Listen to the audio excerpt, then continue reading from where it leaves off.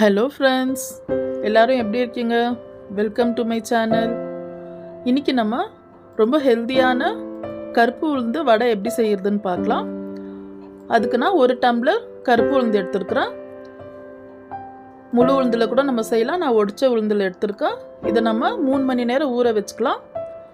இப்போ உளுந்து நல்லா ஊறியாச்சு. நான் தண்ணி வடிகட்டிட்டு இதை நம்ம ஜாரில் சேர்த்துக்கலாம்.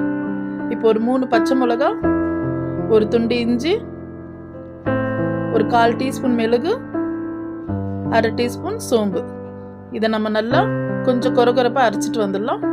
பாருங்கள் இந்த மாதிரி. இப்போ இதை பவுலுக்கு சேர்த்துக்கலாம். இப்போ இது கூட நம்ம 2 டேபிள் ஸ்பூன் அரிசி மாவு சேர்த்துக்கலாம். நான் இன்றைக்கி இட்லி மாவு இருக்குது, ஸோ அதே சேர்த்துக்கிறேன். 2 டேபிள் ஸ்பூன் பொடியாக நறுக்குன வெங்காயம் 1, சீரகம் ஒரு 1/2 டீஸ்பூன், உப்பு தேவையான அளவு, கொத்தமல்லி புதினா பொடியாக நறுக்குது. இப்போ இதெல்லாம் சேர்த்து நல்லா பிழிஞ்சு விட்டுக்கலாம்.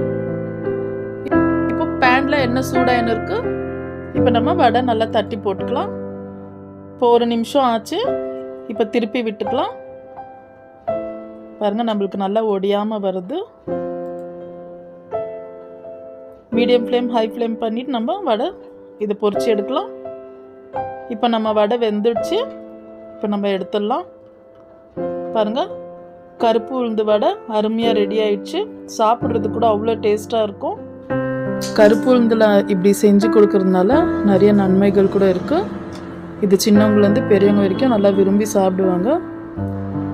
அவ்வளோதான் ஃப்ரெண்ட்ஸ். நான் போடுற வீடியோஸ் உங்களுக்கு பிடிச்சிருந்தா லைக் பண்ணுங்கள், ஷேர் பண்ணுங்கள், மறக்காமல் சப்ஸ்கிரைப் பண்ணுங்கள்.